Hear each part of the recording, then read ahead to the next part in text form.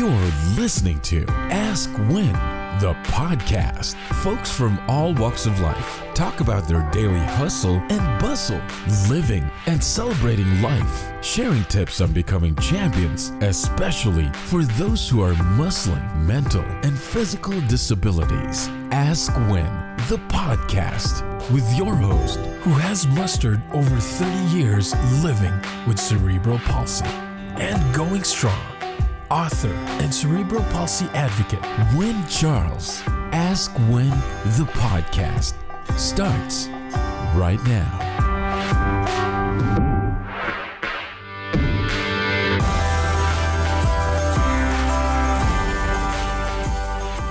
Welcome to Ask When, everyone. Today I have Holly with me, and I'm going to let Holly take it away and share her story. And so welcome, Holly. Thank you. It's wonderful and an honor to be on your Win podcast. My name is Holly Hall, and a lot of people will find me at Ask Holly Hall, which is basically all the social media, and at askhollyhall.com. But my story is around this book that I have written, and I wrote it last summer. And the interesting thing is, just to give you a background of who I am, I recently, in the last few years, have been endorsed by Dr. Shefali, who is a regular guest on Oprah. And I'm now internationally renowned as a teacher and a spiritual consultant and an intuitive life coach. So I use this background in my education in psychology and philosophy, but I'm a combination of science and spirituality. And the reason for that is when I was younger, I came from a background with a bunch of family members that were what they would call woo-woo. Now they did the tarot cards and the tea leaves, and they had the psychic background. And I couldn't connect. I didn't feel it. And so I was somewhere in my early 20s when I was conversing with a friend of mine going, how come I don't have this intuitive gift that everybody else has? I was a very practical, I still am a practical scientific person where it's like, I can't see it. I can't touch it. It doesn't exist. So this person said, you might be interested in astrology. Well, that's what blew open a portal within me. And I started to, and it worked. That was the crazy thing is I started doing these astrological readings. I started getting this intuition, started to get what I thought was common sense, just like giving people common sense advice. And I would start using examples to explain what I was thinking or feeling. And the examples would resemble something that actually did happen to them in their life. So unbeknownst to me, I had this strong intuition. So last year, I realized that I think I want to put all this common sense, which I realized isn't common sense. It's common knowledge if you're very intuitive and you can tap into the universal source. And some of the background education that I've been doing, it's mostly a passion and a hobby of mine, is radical physics. And one of my favorite around radical physics is Nassim Haramein, who's a scientist, but as well as Greg Braden, who's also a type of geologist, historical scientist, etc.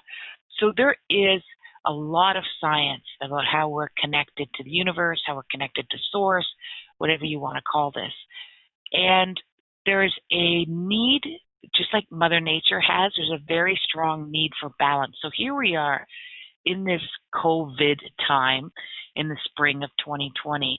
And now I know why I wrote this book. So the book is called 101 Answers from the Universe, Eyes Wide Open by Holly Hall, Hall, and you can find that on Amazon. But it's literally 101 questions. And it starts off by asking about God or source or intelligence or universal power, etc. But then it continues throughout. It was very eye-opening for me, this book as well. And I call it a download. I don't like to say channeling. I've kind of got a sensitivity to the word psychic and the word channeling because I feel like that's more of a party trick. And people want to know, when am I going to win a lottery? When am I going to be a millionaire? Am I going to be famous? When am I going to meet Mr. Right? And I'm very adverse to answering those questions directly because I believe that all of us have this magical power within us to create almost anything that we desire, but it goes deeper than that. You have to really take a good, deep look at who you are, what's your superpowers, etc. And that's what I do when I work with my clients on a one-to-one basis. So this book taps into all of everything that someone needs to know in order to shift our world. Our world is in a very dire need of being cleaned up, rearranged, recalibrated. Mother Earth is literally crying. We're destroying it. We're destroying the inhabitants of this planet. We're harming ourselves. We don't realize it, but if you take a look at the epidemic around stress and anxiety and chronic depression, weight gain, a lot of other issues around that's a part of it, because we're energetically picking up around the magnetic field this energy, and it's affecting us. So the book talks about everything to do with, I'm just going to go through the table of contents, so the download is this information that I'm getting from the unified field, universal consciousness, Akashic records, whatever you want to call it, deep soul, just a knowing, and everybody has this power, or they can tap into it. But it talks about is there a place like heaven? What is karma? What is purification? Why do we suffer? It talks about past lives and stress. There's a whole section on stress, depression, and mental health. There's a section around love. What is love? What are soulmates? Are there soulmates? There's reincarnation, the meaning of life. And then there's our educational system and a whole thing around the law of attraction. Is it real? And then there's guides and angels and questions. And then I have questions from average, a lot of my clients that wanted to have answers. And so that's in there too. And so far, everyone that has read it has said it has made them feel safe. It's given them a clear understanding of why we're going through what we're going through. What is this world shift? And it empowers them to know what can I do? What can I do within me that's going to create a shift globally that's going to help support me through this very precedenting time and change that we're all globally affecting. There isn't one person who isn't affected by this on the planet. So we have never been more one than we are now. We've never been more connected than we are now. I so agree. And it's so funny because I'm actually meeting with an astrologer on Friday about my own astrology chart, which is another story in itself. Why I am, because I need answers and I need to turn to the universe right now. I know where I sit. I know I'm sitting in a journalism degree, but I want to know, should I get a psychology degree as well? But to get back to my main point, I felt a shift in my own body back in August when I was planning stuff out, and my stepmom and my aide at the time said, "Do you want to go skiing?" And I said no. And then my stepmom kind of got taken back by it because she thought the answer was going to be yes, but I said no. And my stepmom thought, well, maybe it has something to do with Wynn's grieving loss of her dad, which only happened in May, and skiing was one of his favorite activities, which he did with me. But I felt a shift in my own body back in September, and I knew something was going to get majorly wrong. I didn't know that this was going to happen, but I felt a shift in my own body. And it's like, okay, I need to slow down. I need to start slowing down enough so that I can be prepared. And so then time goes on, and then by February, I knew exactly what I was doing. I had picked a place to go to from my home in Aspen, Colorado. I knew the exact dates I was flying in, flying out, and then I knew what was going on enough so that I could be sheltered in place. And so that's where I've been since March 9th. But I'm such an empathic kid that I can see the writing on the walls before it happens. I mean, I knew my aide was leaving, and she doesn't know this yet. I knew she was leaving in September.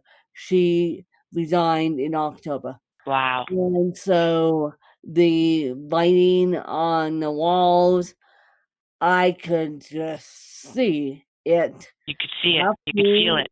As, and yeah. And well, so, you're not the only one. A lot of people did experience that. And you know what? I have a surprise for you. I seen your birth date on your Facebook page, and I have your chart right in front of me. Oh boy. Oh boy. Oh boy. Yeah. You are extremely empathic. Oh boy. You've got what's called Neptune right up against your moon, and you're extremely empathic. But the trick for you is that you like to have things somewhat under control. You're very reliable, responsible, self-reliant, and yeah. extremely goal-orientated. That's why you're thinking that you should get your degree in psychology, because this allows you to have credentials, and credentials are extremely important to you. Yeah.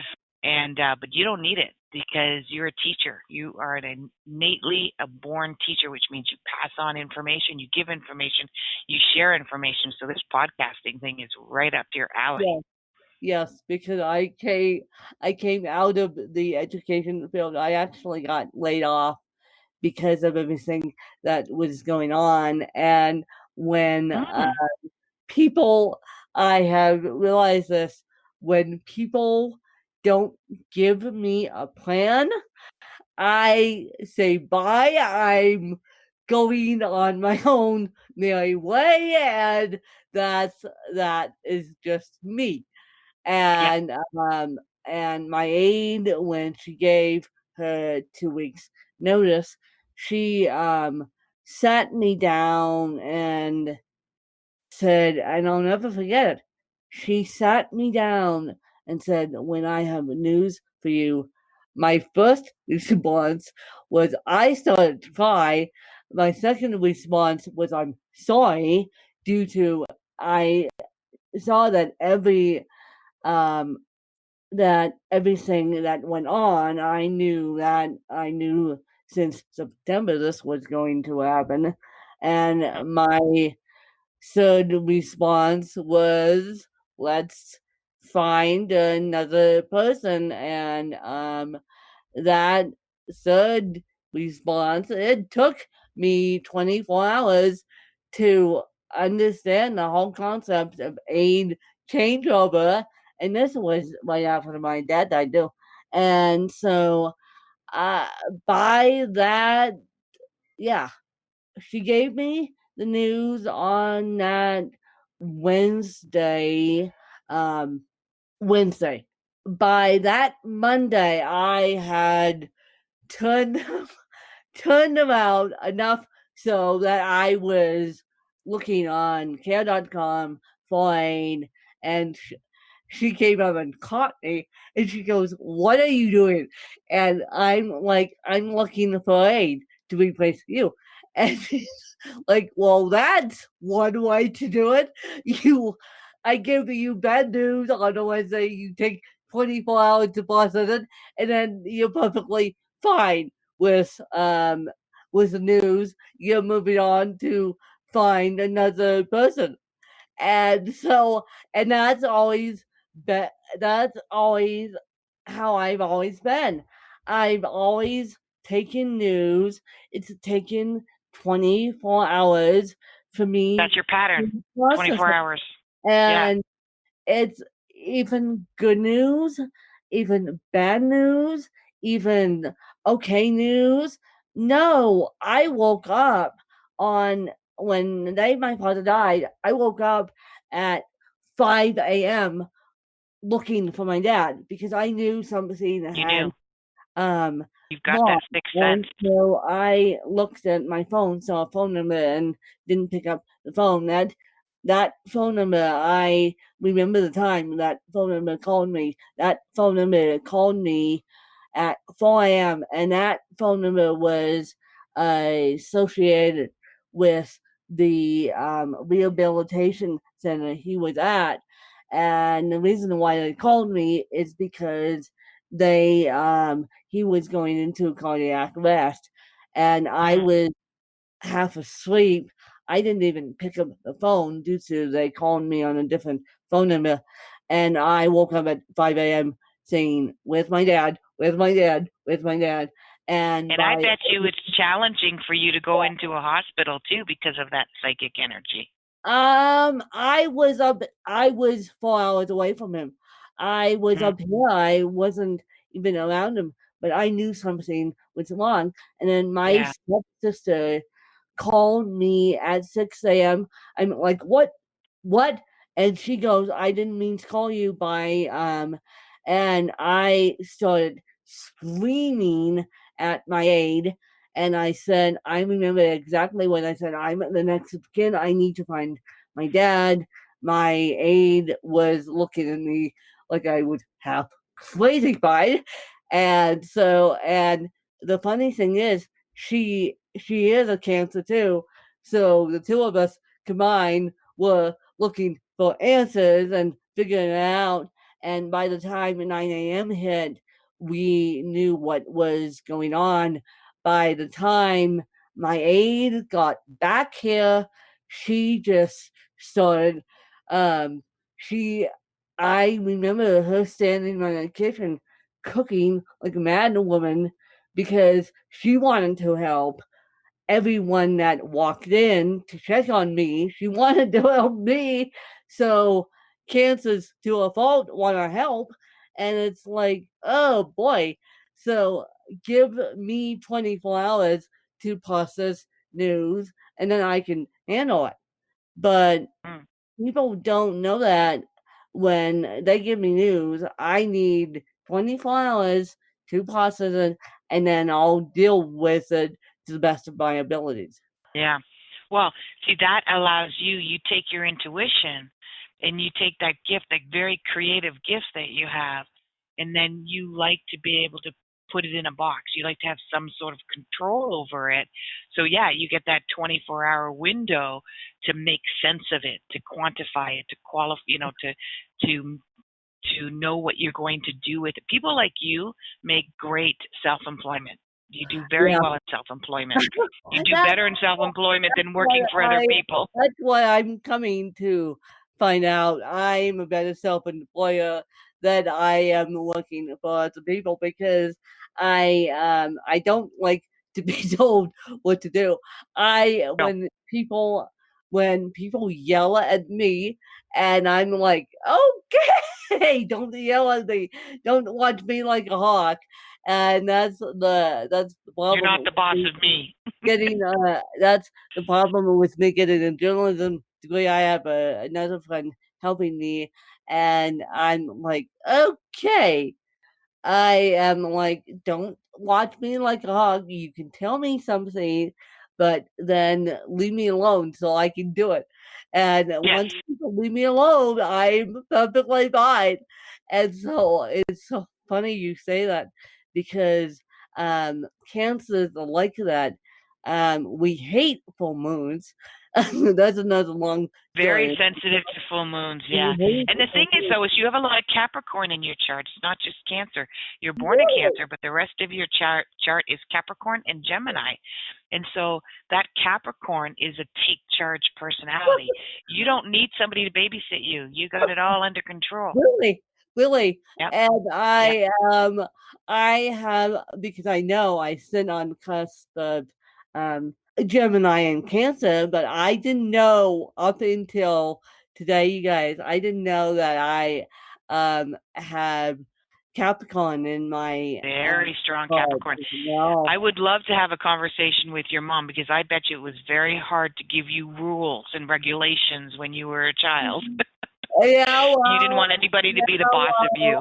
My mother has suddenly passed away, but she was also a Cancer too. And Ah, so it's like, oh, no, no wonder why we had the twins going on because the she challenges was that you had also a Cancer too. and connection. Yep. My my poor my poor aide, my aide who was with me at the time, she and I got into huge fights because we would clash, and it's like me clashing with a Cancer is like not cool at all. And so it's like Cancers need to stay away from each other. And one sign I do not get along with is Leo, and my stepmom happens to be a Leo, and I do not get along with Leos, and You have a challenge there. I have a challenge to that, and I'm coming to find out that I semi get along with Scorpios, which my dad was a Scorpio, and Hmm. so I want to know why. I want to know, and I'll ask you this off mic too. I want to know, and I'll ask my other astrologer too. I want to know why I get along with some. I get along with Scorpios and not get along with Leos. It's really, first of all, Leos and Scorpios are square to each other, so they don't even get along with each other. But it really depends on the rest of the Okay. person's chart. Because even though, like, for instance, I'm a Virgo, I've got a lot of Aquarius and Libra in my chart. You're a Cancer, you have a lot of, so it really depends on the depth of their chart as well, too. But you're a water sign, and a Scorpio is a water sign, so you speak the same language of intuition. Oh, You speak the same uh, language of I gut get, feeling, I get it. right? Good. But if you had a question, for the universe, you get any answer around the world, but global stuff, not so much personal, but sort of like, why is life like this and why is life like that? What would your question be? Well, my question right now is when are we globally, when are we going to see this go down? Because my biggest fear is I keep, I first of all, I said to people publicly on Facebook, I said to people, it's going to be August, it's going to be August, it's going to be August that this coronavirus will go down. And people kept saying to me, it's going to be April. And I said, no, it's going to be August. And people looked at me like I was nuts. So now I'm asking you and all the other astrologers out there from your sense of what's going on, when is this going to go down? Because I am in Aspen, Colorado, and they locked me down until May. And so I know it's not going to be May. I know it, I have a funny feeling I'm shooting for August that this whole crisis is going to be over. Yeah, and you're absolutely correct. So, not April. April, I see a bell curve, which means we're going to start to see things leveling off in this month. June is when we're going to get some information globally about how we can see a light at the end of the tunnel. So we're going to get some good news in June, but we're actually not going to see it where people are like, okay, everybody, you can go out and about, do your normal everyday stuff until August. Okay. However, there are still going to be a lot of fears.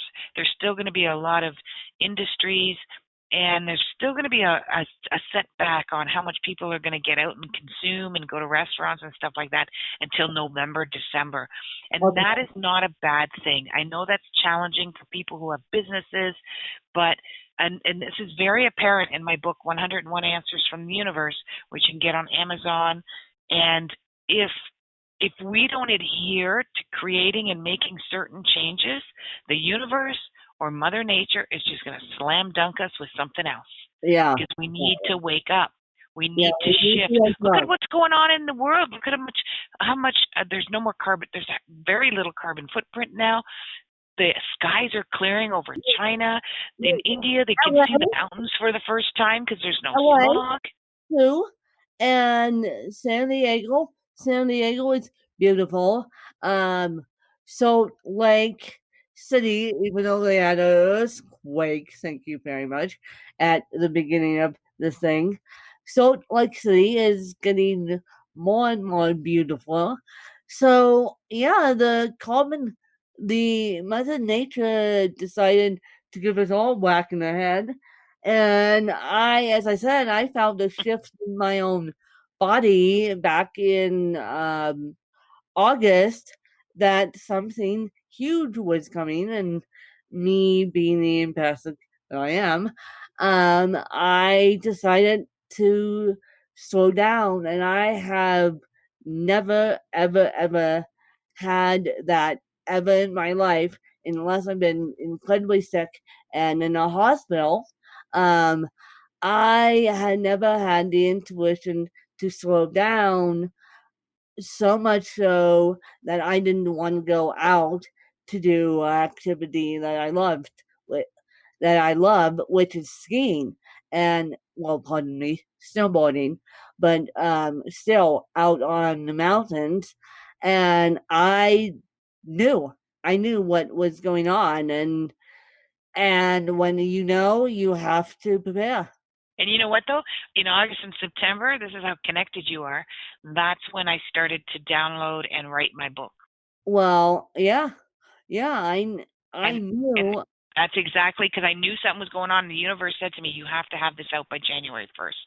And That's what happened. I just did research, you guys, on Al Jazeera, which is a international news station, and they said it started in China, and we didn't know about it until now. And so it's like, Yeah. no, I knew about it. I just felt it in my own soul, felt it in my own body, and it's like, Mm-hmm. no, hunker down. Hunker down when you need to hunker down, because if you don't hunker down, you're gonna get pneumonia and you're gonna land and my body was telling me, if you don't slow down and cut one activity, i.e. snowboarding out, you're gonna get pneumonia and then you're gonna land up in the hospital. And yeah, so my body was saying, slow down. I want you to cut one activity out.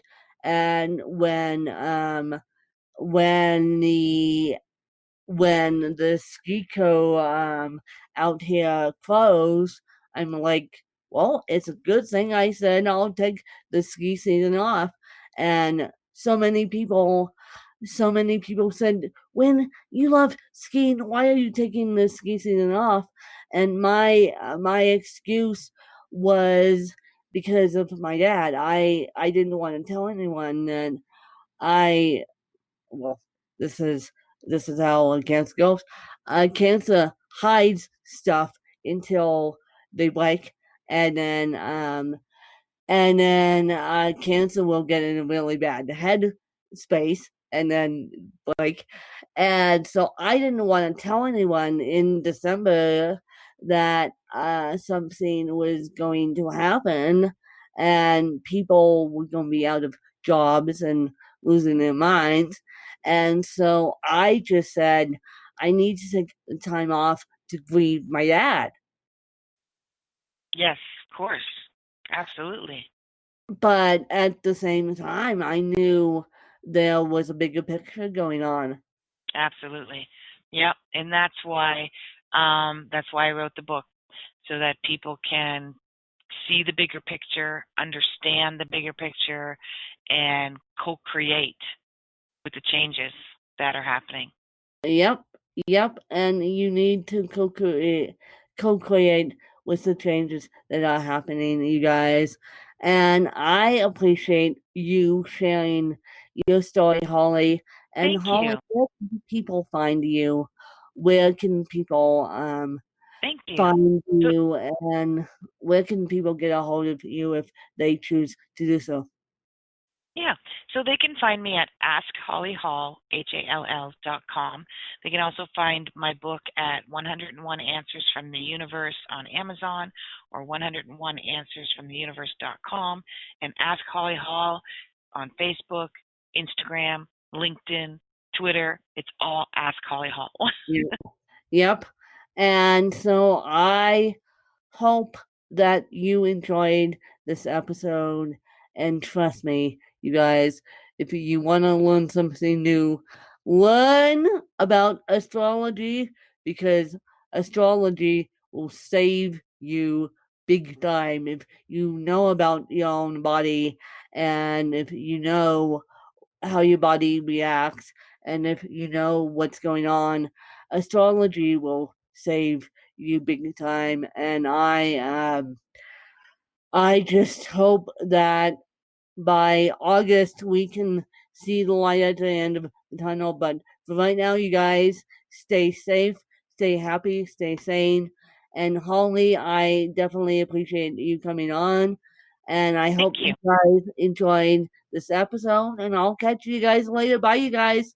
Bye, everyone. You just listened to Ask Win, the podcast. To become a guest in the show, visit our website at askwin.weebly.com or call 816-591-3399. Just look for Danielle. Connect with Win on Twitter at WinKellyCharles, and like our Facebook page at Butterflies of Wisdom. You can also purchase Win's book through Amazon.com or get a copy of the audiobook through Audible. Ask Win, the podcast.